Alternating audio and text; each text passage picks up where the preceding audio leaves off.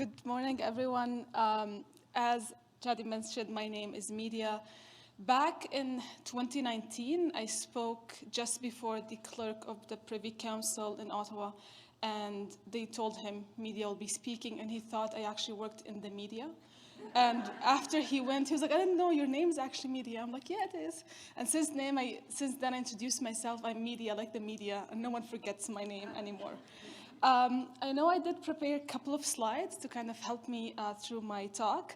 So that's me back in 1990-something. All my pictures as a child, I'm somehow climbing a tree, stuck in the sand, some sort of crazy adventures. But I was born in Syria. I was actually born in the northern parts of Syria. I'm ethnically Kurdish, so very close between Syria and Turkey. But I grew up and I lived in Emirates, as known as Dubai these days, till I was 17, and that's when I moved with my family to Canada. And I've been here since 2009. I left a few times to actually go and work different countries and different places, especially across the African continent, which I'm going to talk about soon. Next slide, please. I had no idea I'll not be able to control the slides, so. So this is a bit of my kind of journey on my path, which I think I have had a very unconventional and very unlinear experience, which I think many of you would resonate with and will think it's you know, the typical and the norm. Yet I grew up in a household that had a very straightforward, you know, my family, my dad is an engineer, my mom was a teacher. They went to school to study these fields and they worked in these fields. While I'm out here doing all this crazy stuff. I definitely set the standard different to my siblings and they don't like me for it, but that's okay. But I do call my younger siblings as my retirement plan because I basically put all my learning, all my knowledge that I have gathered to actually help my younger siblings succeed in the workforce and education as much as possible. And I convinced my youngest sister to go into engineering because that's one of my backgrounds. And she will be graduating in June. And again, she is my retirement plan. And moving here at 17, it's actually a very hard time to move because you're not an adult and you're not a child. You're like in between. You're supposed to make decisions about your life, yet you don't necessarily have connections or a family that studied here that will be able to guide you. And somehow you need to make a decision and you have no idea what to do. And I knew one thing since I was a kid. I loved building, destroying things, and science. That's the three things I love to do. So I started my journey in health sciences and biochemistry, which I loved and I still do. But it took me 6 months to go in the DNA research field to know that that's not for me. And at that time, I had no idea how to explain it. I just discovered that my personality and my passion did not align with that career path, which is not necessarily something that, as a family of immigrants, where you subconsciously have to survive all the time, and sometimes I have to remind mom and dad to, we don't need to survive, like, that's okay, we can take a deep breath, we can, you know, explore new things. So I did work in epigenetic research for a bit. Again, loved it. I still follow up research till now, but it took me 6 months to know I'm out. That's not for me, especially when I knew about the impact of the work I do and the fact that it takes a lot of time to actually see the result of the work you do. I did not know how to express it when I was still 20 years old, that I was an impact-driven person, and I cared about seeing the result of my work, which was something I did not understand at that time. As I mentioned, I came from a family of engineers, so I had to go back to engineering somehow. And there's always that, you know, immigrant guilt where you have to study just as hard as your mom and dad, and you have to do the same fields as them. But I genuinely loved building things. So going to chemical engineering was something that I always wanted to do. I just delayed it. All my electives in my first degree were actually in quantum physics and calculus for some reason. So I was able to transition to engineering easily and quickly. But while I was actually still studying at the university, I started to work at the university to support students transition to workforce and to help them, especially in the entrepreneurial project and initiative. And that's when the refugee crisis started globally back in 2015, 2016. And we were hearing on the news that there's refugees coming in all the time, and I lived in Ontario at that time, which was the center for refugee settlement to some extent. And I knew that I had to do something with it. So Luckily, I had an awesome professor and mentor who also became my boss down the line, and we started a program to actually work with refugees. So for roughly 2 years, we went to a building that housed over 250 refugees, and we just ran a workshop for children, and we just helped them learn, no, go back, previous slide. So we're still here. And we actually helped them in building the basic technical skills and to actually play and to learn how to use computers, because many of these kids did not go to school for 5 years. And to even see the growth in the kids over 2 years and the fact that they were fluent in English, they would help us, they will 3D print stuff with us, they will design things, was really eye-opening. And at the same time, I started to really understand the impact of living in refugee camps and the challenges they faced, especially when it came to accessing healthcare products and services, which is also a field that I was always interested in. And at that time, the makerspace movement, which means building technology rapidly and quickly, was also emerging. So I met a team, and we decided to actually make prosthetics for refugees. And we're like, well, we have the technology, we can ship prosthetics, it should be easy. Of course it wasn't. And in that journey, we started to basically work with many global NGOs and organizations, especially those that work in refugee camps and that supports with the access to healthcare. But then also, if you ever worked in international development and you worked abroad, you also know that there's so many challenges, including political tension and things that really prevent you to work with that demographic and that group. So my work, and the name of the organization is Dextra, which I'm going to talk about shortly, including the failures and the successes, because I think both are equally important. But I think at that time, I realized that I had that personality or that passion to solve problems and to actually build things and to see the impact of the work that I do. And it took me a while to actually understand that that is my path in life, and that's the journey that I'm going to pursue. And if you think about it, like, how do you define that mindset as a job? There's not necessarily one job that fit in that description. So I had to constantly remind myself that I need to adapt with the workforce and the space that I'm in. And the Canadian market is different, it's emerging, it's vibrant, with its own challenges, of course. And my work within Dextra did help shape the person I am today. And around the same time, I started to work at the university leading incubators and accelerators programs to support commercializing of deep technology. At the end of the day, I still love technology, and I also love to use technology for social good, which is something that constantly drives me.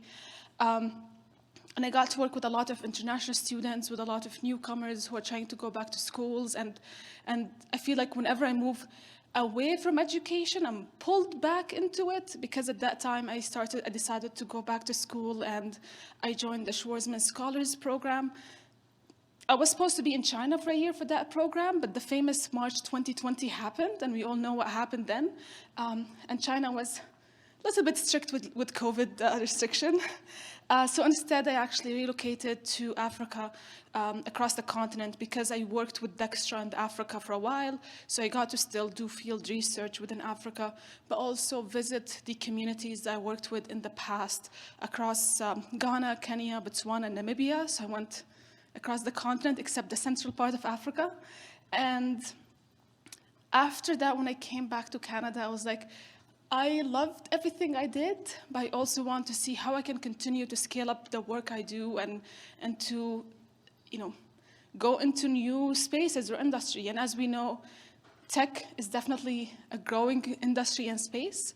So I joined Drypen, and I have been leading the strategic partnerships and thought leadership, which is a very nice title that explains the fact that I leverage building human connections and trying to use the platform that we offer to address the workforce issues. So my focus within Drypen, which is typically a platform that connects job seekers and students to employers through work-based learning, but my focus at Drypen is looking at strategies that we can still leverage that platform and the access to over 27,000 employers to support individuals like skilled newcomers or learners with disability or women who are returning back to the workforce, to be able to connect them to employers through a model that reduces barriers and help them gain that first experience in the Canadian market or that first step to transition to employment. And I do have a booth that I was supposed to be at this morning, but I got busy having breakfast and chatting with so many of you. So I'll be there if you have any questions, or if you yourself are skilled newcomer, or you represent a group that you're interested in learning more about the work we do to support skilled newcomers and how we can potentially collaborate. I'll be more than happy to discuss that, but I'm also curious to understand what other challenges do people face when they transition to the country. I came here 15 years ago when I was semi-adult, semi-child, and the challenges now are different. So I would love to also learn about what challenges exist and how could organizations, not just Ripen, but with the huge partners that we have across the country, to actually help and support as much as possible. And now we'll move to the next slide. So I'm actually going to talk a bit about my work with Dextron prosthetics and some of the recognition that I received from the award that helped really open up doors for me, but also introduced me to people that have helped me, nominated me for awards or helped me access to different opportunities or receive mentorship from them. So I went a bit fancy and I added animation in the slide, so you'll have multiple pictures. So that is a picture of one of the 3D printed prosthetics that we designed. And if you have never seen a 3D printer, it's basically prints an object based on different shapes that you add.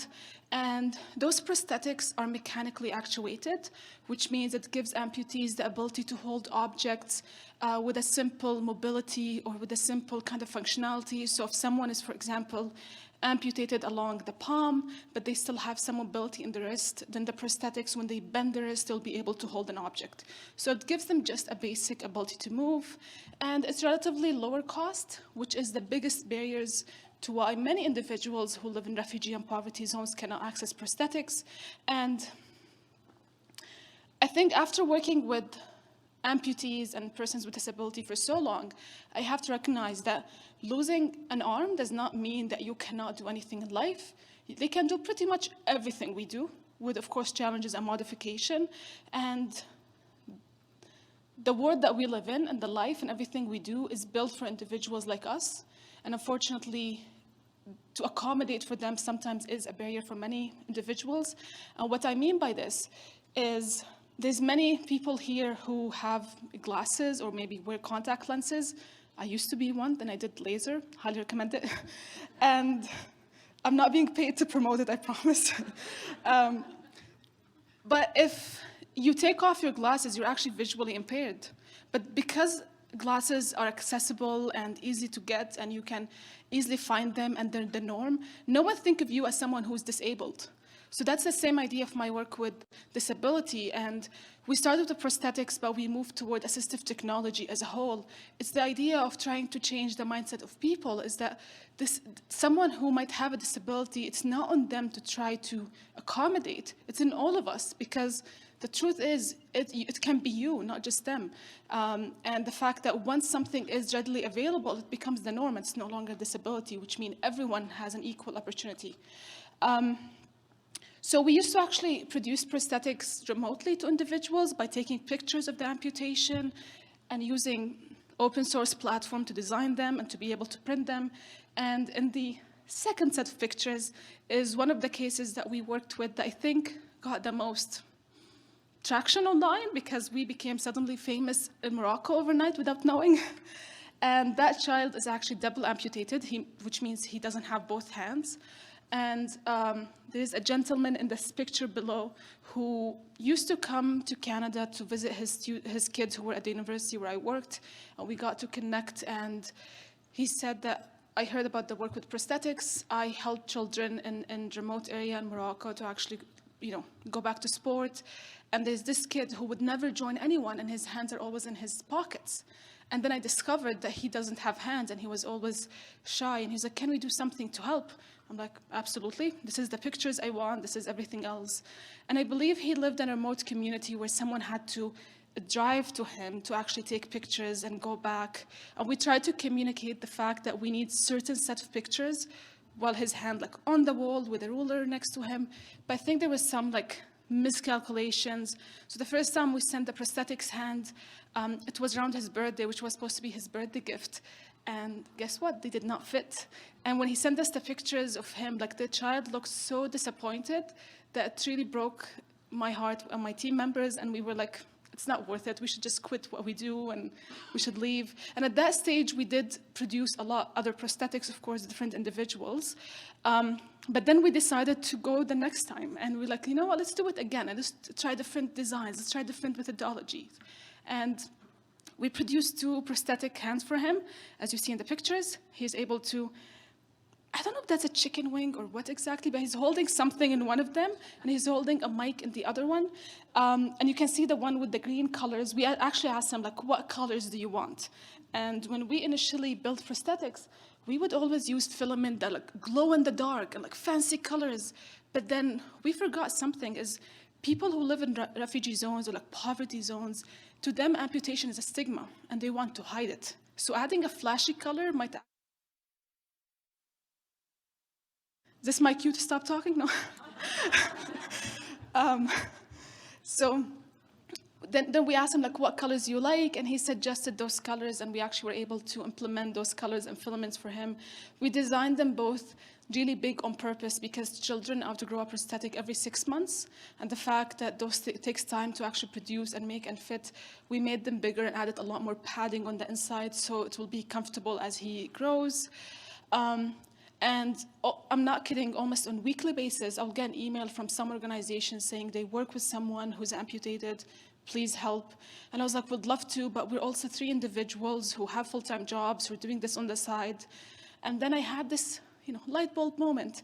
What if we travel to community and we train youth in community without actually taking any technology with us, because that defies the whole idea of building sustainable solutions, but use the technology that they have in their own community so they can produce their own prosthetics and they can lead initiatives on our behalf and they can train other team members. Because I do believe knowledge should be open source and everyone should have access to knowledge. Everyone should have access to do the same thing. And we're not, again, we were a not-for-profit. We were not trying to make money out of this. So we decided to really go, and in the last picture with that gentleman next to me, I met him in the UK when we received an award, and he builds solutions for individuals with visual impairment, and he's based out of Ghana. And I was like, I use technology for disabilities, so do you, but we work with different clientele. Let's work together. And he said yes, and we applied for grants, and we got the money. And I traveled with one of my team members, which is the picture above, to train 16 youth in Ghana that we brought them from across the country on a fully paid 2 weeks, where they got to learn about all the basics training in makerspace technology. Sorry, when I was a kid, I kept yelling till I lost my voice, and now it's really hard to speak for a long time. And we trained all the 16 youth on access on makerspace technology and how to actually produce assistive tech and building that mindset to produce and build devices. And we also trained them on the element of actually starting a not-for-profit and how do you raise money, how do you present the idea. And at the end of the 2 weeks, they got to pitch their project that they built with accessibility issues in their own community that they wanted to take back with them. To a huge group of mentors and advisors, and many of them got funded on the spot. And we launched the first assistive technology makerspace in West Africa, which was in Ghana. And in my work, when I was in Ghana back in 2021, I did actually visit some of the youth and the spaces. And many of them are now building their own project, their own initiative, not just with prosthetics, but with other accessibility devices. Thank you.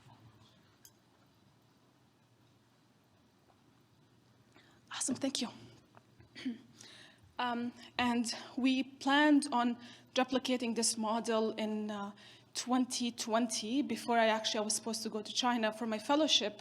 And we were planning to go to Rwanda, Uganda, and India.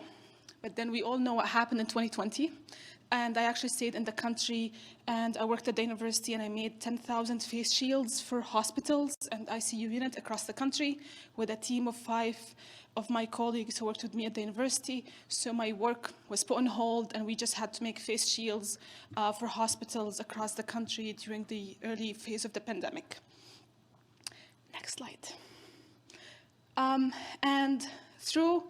I guess I wanted to show a few things. As I was mentioned in the bio, in 2018, I received the Queen's Young Leaders Award from the Queen, which is a nice silver medal that I have stored in my house, my family's house, next to my engineering textbook, the safest place in the house. No one ever thinks I'm going to that place. And just before that, earlier couple of months, I actually was invited to the palace to meet the 52 heads of government of the Commonwealth countries to discuss, I guess, our own initiative and building as a youth and young person. Unfortunately, I'm no longer a youth, according to UN. But at that time, the youth perspective and ideas and vision in terms of building the future that we live in. And I got to meet many presidents and prime ministers, which was really eye-opening, but also made me wonder if there's that disconnect between what's happening from policy making and what's happening on the ground, which is why I did my fellowship with Schwarzman Scholars in Global Affairs, because I just felt we were not speaking the same language somehow, which again did open up my eyes, because I was a doer who will just go on the ground, get work done and leave. But I had to think of what does that mean from a global policy or from other global affairs and different players in the same ecosystem. I also got to meet Prince Harry and Meghan Markle before and after their wedding, because I got to meet them in my first visit and then in the palace when I got the medal. So I pretend to be their best friend, technically, because I met them before and after. I do recognize that the topic of meeting the monarch and the queen is not necessarily an easy topic for many people, especially if you are someone who came from a place where the impact of colonization is still vibrant and clear and evident in your life, especially that when I received the medal, there was another 62 delegates who got the medal, and many of them are actually indigenous people in their own countries in the Pacific Island. And it was really hard conversation, but also eye-opening to understand that sometimes we cannot change what happened in the past, but we can look together in ways to address these issues and move forward, and to be able to think of the impact of colonization in a modern world in a different perspective, and the fact that just being with so many diverse, vibrant youth who are all keen on building a better future collectively was definitely rewarding. I will tell you what the Queen told me, because everyone asked me that question, because you actually get to talk to them and meet. You can't speak to the Queen till she speaks to you, or any monarch at that stage. And I had to go, and I was walking very slowly because I was waiting for her to say something so I can say something back. And I was the third one to be called from Canada. So there were 3 award winners that the year. And she told me the first thing she said is, Canada is doing very well today, and what do you do? And I told her about my work. And she said, congratulations, and I hope you keep this up, and I hope you learned a lot of things the past 2 weeks you have been in the UK. And at that moment, the only thing that came to my mind, or what I think I thought about, is the fact that I was someone who was born in a region that was known for conflict and poverty and challenges, and I grew up somewhere else, and I'm here, but I was actually an immigrant representing a country to show the leadership and to show the fact that I was able to leverage the benefits, the connections that I gained in Canada to be able to actually be on a global stages with meeting many, many change makers and global leaders at that event, including David Beckham. I have to slip that in. I grew up watching soccer, so seeing him in person was fun. I was like, oh my God, you exist. Which was really a rewarding experience, but also made me feel very proud. I'm able to represent a group or a demographic that not necessarily typically represented in those events or gatherings. Next slide. And I know there's a table for CBC. I got the CBC Trailblazer Award back in Ontario, also for my work in the community, which was really a wonderful surprise because many of my mentors actually nominated me for the award, which was really heartwarming. And I also got the Facebook Social Entrepreneurship Award for the work, which was, again, eye-opening to get mentorship from Facebook on leveraging social media platform to help your business. To me, I was always like, why? Like, I don't people we work with, and not necessarily on Facebook or Instagram or anything else, but was really eye-opening to understand how you can use these tools for your own benefit to help building brand or advocacy or being able to bring more awareness for the work you do. Next slide. Yeah, so if I were to travel back in time to 1990-something, some of the things that I would tell myself, or things that have helped me in my earlier, career journey. The first thing is use your differences as something that's unique and your strength itself. I was in rooms where I worked with mainly engineers and mainly, male-dominated, and many people will make comments, not necessarily bad comments, about the fact I have an accent. I'm like, yes, because I speak 4 languages. And I use what makes me different than everyone else as my strength in most of the cases. I use the fact that I have had very untraditional experiences as a big thing. And I worked with so many refugees and newcomers who helped them start their businesses or go back to different occupations. And I always tell them that you have the biggest risk-taking ability than anyone else in this room, and you can use that to your advantage. You can use this as a way where you can convince someone that I'm a risk taker, I'm someone who's organized, I'm someone who's willing to commit to something. And you can tweak any of your personal stories in helping you make the most out of any setting. One of my mentors told me that if you ask people for money, they'll give you advice. If you ask them for advice, they'll give you money.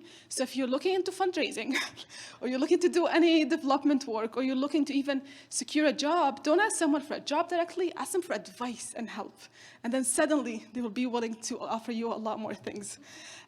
Your network is your net worth to a sense. And I know in a post-pandemic, virtual hybrid environment, building a network and connecting with others is really challenging, but I do recommend everyone to look into some tips and tools. I know LinkedIn offer a lot of tips and tools in building network virtually and being able to connect with people. And I have had lots of virtual coffee chats with so many people, and they have actually turned great, and we got to talk and bond over so many ideas. So again, I recommend you explore that. And the last thing is learn the skills of tomorrow, not today. Many of us get busy in the work that we do now, but we always have to think of all those changes that are happening in the workforce, all those emerging things like micro-credentials and so many emerging topics and ideas. You don't have to become an expert, because honestly, there's a handful of experts in these topics globally, but you need to have enough knowledge to be able to have a conversation, to couple that skill set and that mindset with the work that you do. I work with a network of training providers and service providers who offer skills training, and many of them are actually free of charge for many individuals. So happy to chat about those courses and trainings for anyone who would be interested. I think that concludes my presentation.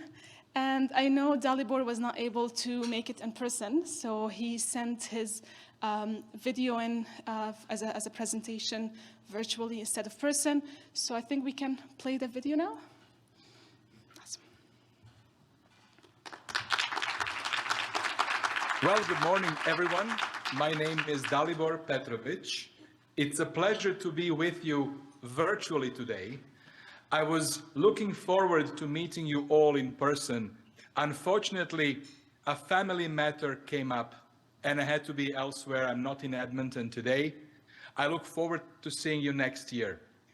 I'm here to provide you with a bit of a background on me and my story, and also some of the tips that I found useful as I navigated my career and, quite frankly, as I navigated my life in Canada. Let me go back 30 plus years. I come from a country that no longer exists, a country of Yugoslavia. And I remember Yugoslavia as a beautiful, prosperous, stable society in the 70s and in the 80s that I grew up in. At that time, I had a beautiful childhood, beautiful high school years, and my life and my career was set. I was going to finish my high school.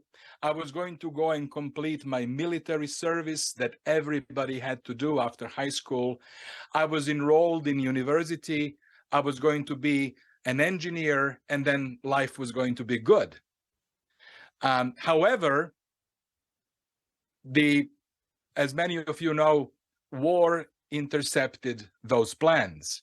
So as I finished my military service in 1990, 1991, a vicious civil war broke out in my country, and that caused a very civil and prosperous European society to collapse around me.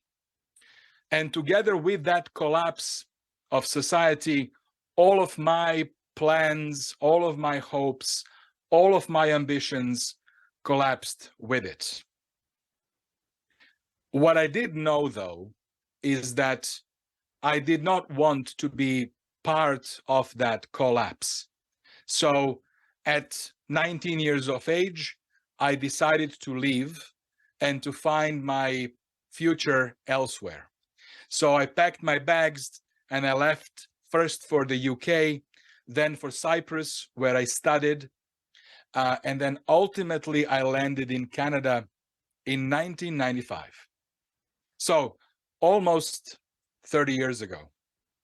I landed in Canada without knowing anyone,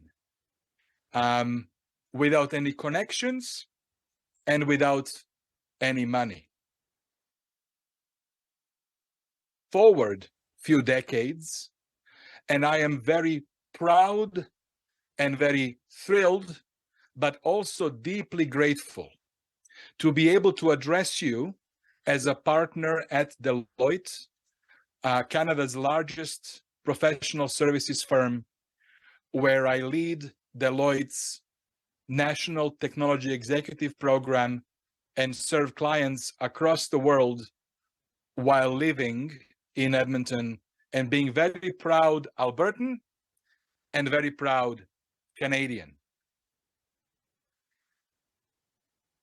I would like to share that as an immigrant myself, I lived through what you are all living through. The challenges, the questions, the stress, the frustrations, the ups and downs. But I also want to leave you with an important message. You have done the right thing by choosing Canada to be your home. This is, in my opinion, the best society that human species has so far organized. You might be familiar with Star Trek series, the beautiful Star Trek. If you watch Star Trek, you would know that Star Trek describes a prosperous, peaceful human society 300 years into the future, where we boldly go where no one has gone before, peace. It's a beautiful, almost utopian picture of where humanity hopefully goes. And if I reflect on all of the countries and all of the societies today in the world, I actually believe that Canada, us, uniquely have the opportunity to actually become that society of the future. Why do I say that? It's because I have experienced the welcome that this country has for all people coming from all over the world, people from different ethnic groups, people with different religious orientations, people of different skin color, people of different accents. And yet, somehow, our system of values, our society, is able to welcome all of these individuals from all over the world and maintain a peaceful and prosperous society. This is extremely valuable. This is extremely unique. So my first message of encouragement to you is to know that you have landed in a friendly, open, welcoming society, in a country that needs each one of you to maintain our prosperity and hopefully to bring us into that Star Trek future. That will also require that we all together understand and appreciate the values that this country has, which make it so welcoming, so prosperous, so safe, so beautiful. So all of us have the onus on ourselves to understand, really think and understand what makes this country so welcoming, so good, and so prosperous, to understand those values and to find our way to contribute to them and to further elevate them. Now, as I mentioned, I too am an immigrant. And I have had a very successful career. But when I landed, I had no idea where to go and what to do. Now I do have some experiences that I would like to share with you.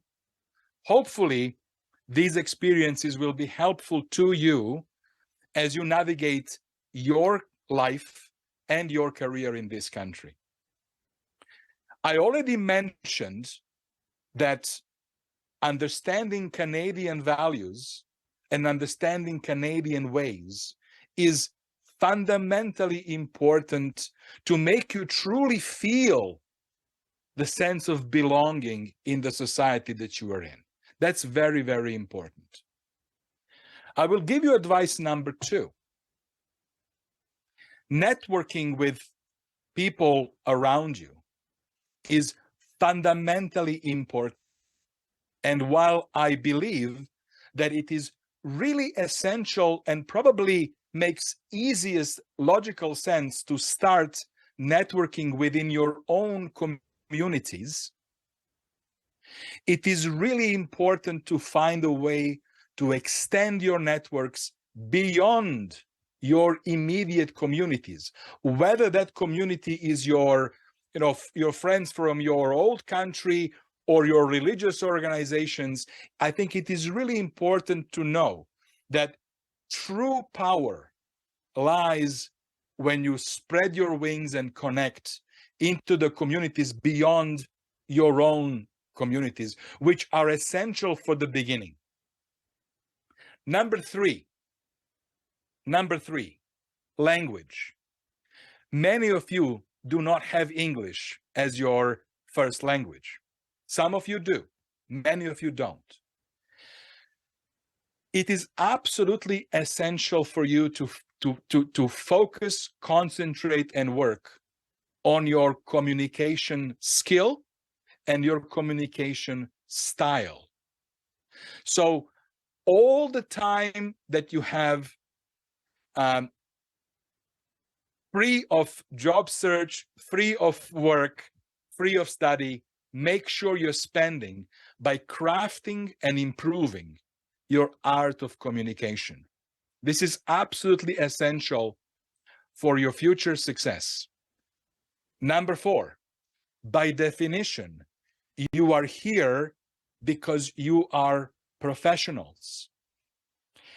Canada, in general, we all know, prosperous country, but Alberta specifically is the engine of economic growth of our country, and perhaps of our continent and the world. We absolutely, definitely need people who come with high education, professionals with experience and with skills. Do not give up on your professional path. Yes, I understand. There are obstacles. There are certifications, accreditations, exams to be completed. But the gold at the end of that tunnel is absolutely worth the effort of reaccrediting, recertifying, making sure that your experience and your prior investment in your education achieves its equivalency in Canada. So number 4, please do consider and please do take action to reaccredit yourself as needed to continue with your profession. Number 5, I would suggest also it is really, really important to not only spread your wings and build your network outside of your local community that is immediately welcoming you, but to do your utmost to build active networks within the professional community of your chosen profession. You will probably know that every profession here has its association or interest group. Get yourself involved. Volunteer.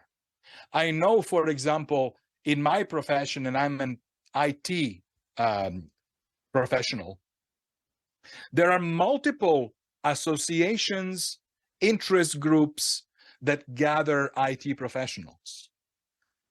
Each one of those requires volunteers to manage membership, volunteers to manage finance, volunteers to organize events, and so on and so forth. That is your best opportunity to establish professional networks that will ultimately build your careers in Canada.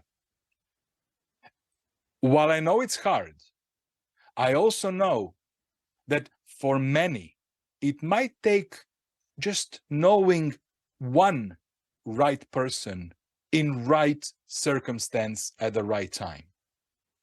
And those persons are around you. Onus on you is to continue with the courage to find them, establish the networks with them, and I am certain success will follow. So those are some of the reflections and some of the lessons I've learned that have helped me be where I'm at now. I would just like to leave you with where I started. You have made the right choice. Our country, our society is where I choose to be every day. You should be confident that you have made an absolutely right choice to come here. And you should be confident that this country needs you and that we will together be on the path to build better Canada. So thank you very much for your time. It's been a pleasure to be with you virtually. I wish you all most success and have a lovely day today. All the best. Bye-bye.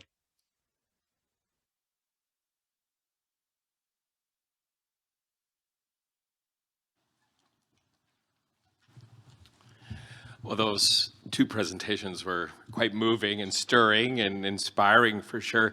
I just recall Dalibor has been volunteering for us for a number of years, and I've heard his story so many times, and it's like I hear it for the first time. I'm actually looking at Vadim as well, and I was thinking, Vadim you all have great stories, and Vadim is here today being one of our moderators, so it's great to see you here today, Vadim. We just wanted to, when Dalibor was talking about networking, we engage in an Impact Day with Deloitte every year, and it's a fantastic event. And this year, I discovered something new about Dalibor because we were practicing our networking techniques, and I discovered that we both have something in common. We're both percussionists. Dalibor was in a rock band in his home country, and I play with my cousins here in the city, and all of a sudden the connection became that much more profound. Like I say, I've known him for years. I appreciated the work that he's given to us and invested into Eric. But then now I've discovered, and as you all will find when you start networking and ask questions and discover not only what people do, but what moves people, what are they interested in? And those connections can become even more profound. And I know, Midia, you talked a little bit about that, and sharing your own life and making those connections makes that connection. It's not just the professional, but it's also the personal.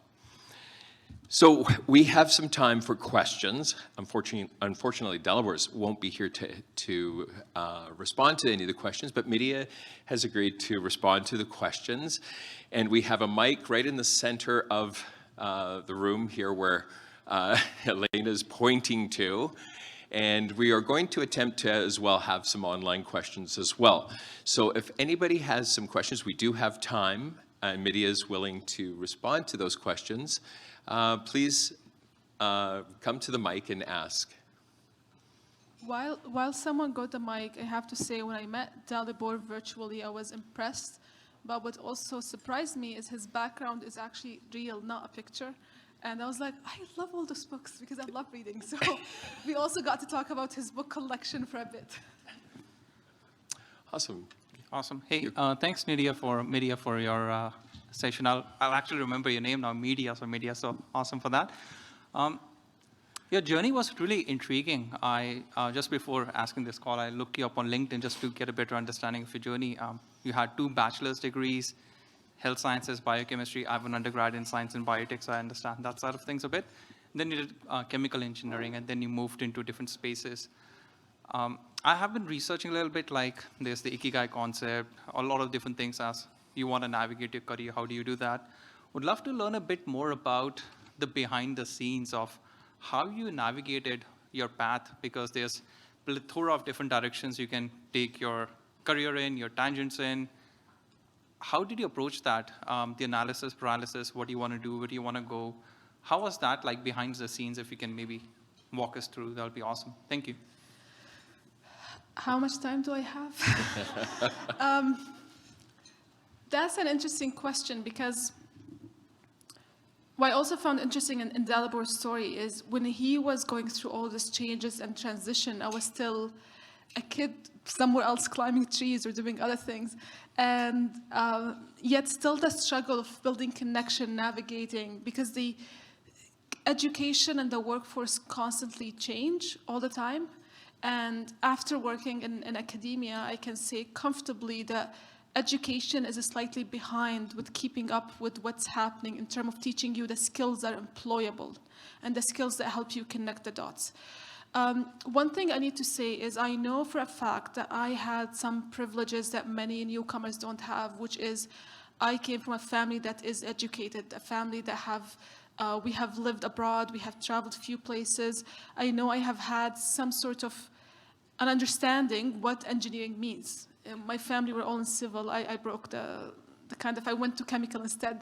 But at least growing up, we had family friends that were all engineers, that were all scientists, physicians. So I feel like I had that privilege that many newcomers, especially those who might come in at the same age I came in, where they don't really have those connections or ideas. So I think what I knew for a fact that I loved sciences. I knew for a fact that I loved the health space. I knew for a fact I wanted to be involved. And I always thought I wanted to be a physician or a pharmacist.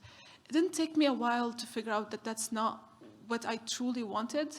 And I think I had a wake-up calling when I know there was some wars and issues and things happening globally, and I knew that I was really privileged to have, to live in a very safe country, to have freedoms or to have ability to navigate so many things where my own family members didn't, when my own cousins didn't, or people that I grew up with have lost this bright in life to some extent.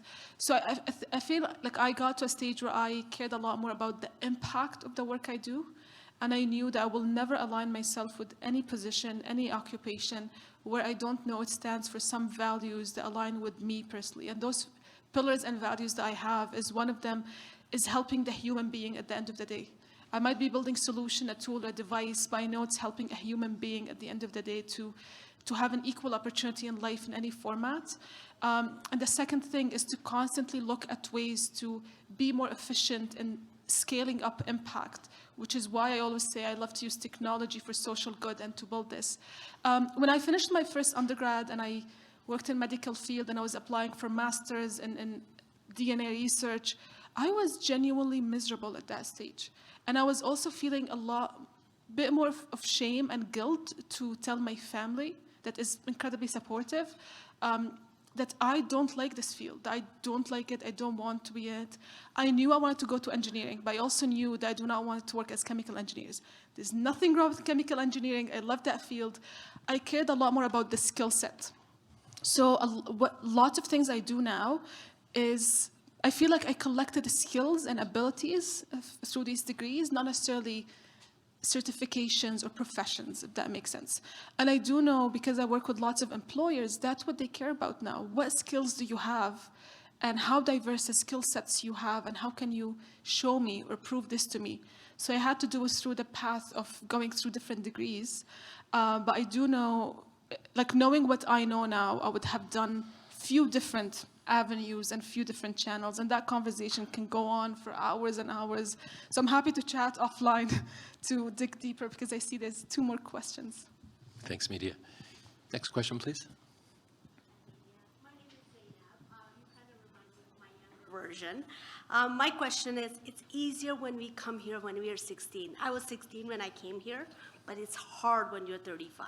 So what is your advice for all those amazing professionals who come here? They were doctors back home, they were engineers, but then they come here and they start from scratch. So the courage, they need the courage, they need the competencies. So what advice would you or anybody else who wants to give for those professionals who come here, how to keep the motivation level up? That has been my biggest challenge as a mentor. So what is your advice for them?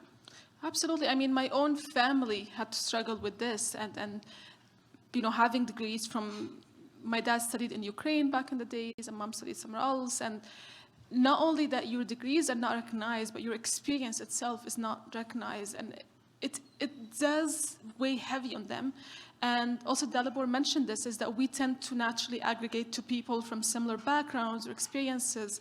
I feel in the case of my family, they build connection over, like, you know, misery needs company. Pretty much all our family friends are also physicians and engineers who moved in and unfortunately had to start from scratch.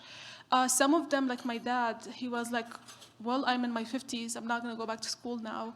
And I feel really upset because I felt like the country lost someone who have had over 30 years of experience building skyscrapers globally, and so much wealth of knowledge.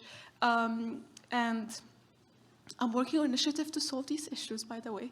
But also, I think the advice I would give them, and again, I did not live in the experience itself, but is trying to really think of the goal and the target at the end of the day, and think the fact that you're here on a new journey, look at it as an experiment. And if it doesn't work out, try something different, and don't be afraid of change. I think many adults who move to the country, they also are very tied to their previous identity, their previous jobs, their previous everything else, which is incredible. But how can you actually take all this knowledge and the skills you have and apply it in maybe a new field or a new industry or a new profession? So being able to also be very flexible and build yourself holistically, meaning, you know, dedicate time for yourself to just have fun, enjoy life. I live in Ontario, which is slightly warmer and slightly less snow. So I would say, like, go out for a walk every day and just, you know, enjoy life. And here, maybe go ski every day. I don't know what you guys do every day. So by basically being able to have that ability to try new things, and even if you fail, don't feel guilty about failures, and try to experiment something different, build new skills, and try to enjoy the journey, because at the end of the day, you're taking so much risk to be here enjoy the result, enjoy the fact that you're in new culture, you're meeting people from, I mean, I think I know about word countries a lot, but every day I meet someone from new culture that I have never heard about. I'm like, oh, tell me more. So look at the positive aspect of it. I'm incredibly positive to the extent that sometimes people who come to complain to me hate me. Because like everything to you is like butterflies and rainbows. I'm like, exactly. So look at the positive side of the entire journey itself. Great, thanks, Midia. Next question. Thank you for sharing your story earlier. The question I have is, it's one thing to come in as a parent and you have those things, but then oftentimes as a parent you have youth who are trying to navigate the same situation. What resources or advice do you have to the parents or even organizations that if you've got, I'm going to say, a high school or junior high that actually is in your kind of background, which is science, technology, engineering, math, but you've also applied the innovation and entrepreneurship side to it. Have you any advice? And I can think of at least one right there because she is grade 9 right now, and she has a very similar background to you. So, and there's also parents here who have youth, about resources, about how can you function in a similar background to you, but they have a chance to encounter it much earlier, like high school.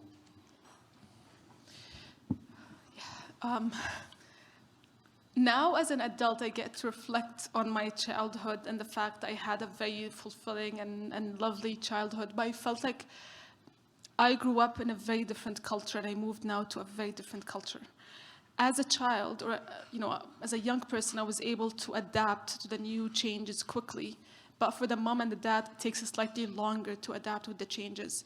And part of it is the fact that they still feel like they're holding into something, they're holding into memories, they're holding into identity, which is incredible. But sometimes I feel like, and this is also from my own experiences, is that they still tie your education or what you want to do next with what they know for the culture they lived in, for the different labor force, for different everything, which is still relevant.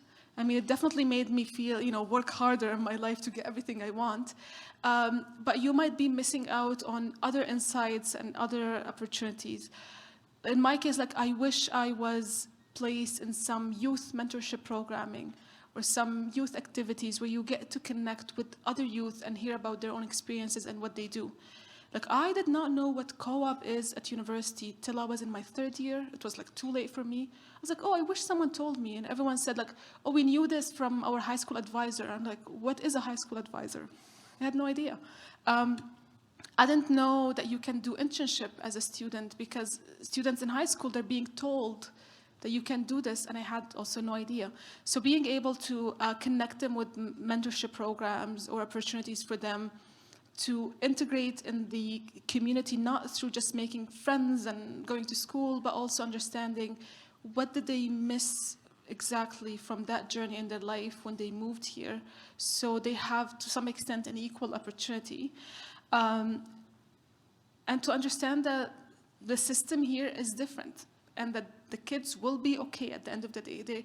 They will figure things out, they will learn how to do it, and I always joke with my mom because she tells me, when I was your age, I had 5 kids and everything else. I'm like, now I have traveled and worked in like 7 countries and I have this. So we both have different experiences.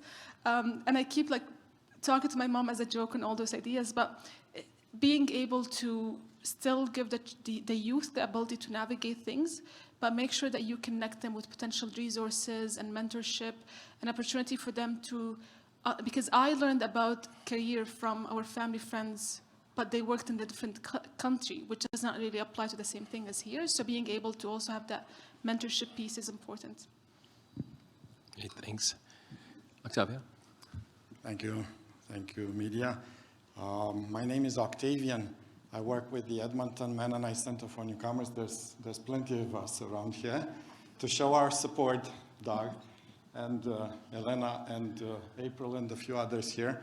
Thank you for being with us with the Edmonton Mennonite Center, Elena, every Tuesday, you and April, and sharing with us from your programs, by the way.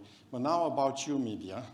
This is not the first time I have listened to you in a presentation, in a speech. but I think I've started to understand you a little better this time around, and I really appreciate the fact that you are a dreamer. That's so reassuring that engineers can also dream. You know? Few of us can. Well, I am an engineer too. I was back in my old country, and I am here an employment counselor now, a facilitator of employment workshops. But the reason I'm talking here is actually because I'm interested in you and your experience, which is very valuable. It's amazing. You're a very young person, but you have such an amazing experience in so many things. You've got your fingers and your toes probably in many jars and many things. From that experience, I'm trying to draw something here. I'm trying to get something practical, not big words, practical words. I'm referring here to my own community. I have friends, very dear friends in my own community, and I have noticed over the course of the last 22.5 years that I've been here in Canada that some of them are still looking backwards instead of looking forward. They look back too much, maybe, and they have not changed much. How can I help them? How would you? What's your advice? How would you help somebody, a dear friend, to move on and look forward instead of look back? Change in their ways, in the old ways. Change to new ways in the new country. Something practical. What would be your advice for us to maybe influence a little better our friends, our communities? Something from your own perspective. Thank you. Well, thank you for saying you started to understand me, because sometimes I don't think I understand me. So that's really hopeful. I tend to take an extreme outlook in addressing the topic you just mentioned of how can you build something practical to move ahead. I actually sat down with a mentor that helped me actually build that vision, and I wrote down who I want to be in my life, not what, not occupation, not job, but who as a person. And I knew that if, I'm on my deathbed many, many years down the line, hopefully, if there's no other pandemics or things happening, I knew that I wanted to be someone who have been able to leave a positive impact in this world and left a legacy behind that could inspire other people to do other things. And I knew that that's who I wanted. And that's not for everyone, but that's who I wanted to be many years down the line. And from there, I was like, okay, to be that person, what do I need to get there? And I actually built a roadmap for myself, which sometimes I have to pivot and move and change, but that's okay. But the roadmap included being able to have a credibility with education, because sometimes being educated in specific fields or being part of specific groups or institutions add more credibility. So that was one piece. The other piece was to have a global perspective, to work globally, to do different things.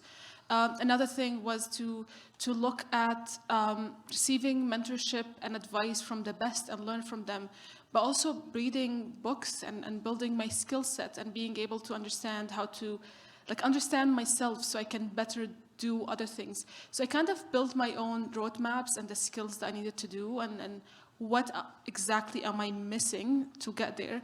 And I knew that I wasn't necessarily the best manager out there. I did not know how to communicate ideas to people. There's so many things in my brain all the time, but how do I address this to someone else? That was a challenge for me. So I did ask a speaking coach of can you coach me in how to be good at storytelling, how to be good at, building ideas. I knew that I'm really good at doing things, but I had no idea how to manage projects. So I went and I did, LinkedIn learning courses at that time on basic ideas or methodology of project management. But I did reflect inside, and I did some personality tests to understand my personality and how do I fit in the workforce. And I built kind of a to-do list with the specific both soft skills and tangible skills that I wanted to build.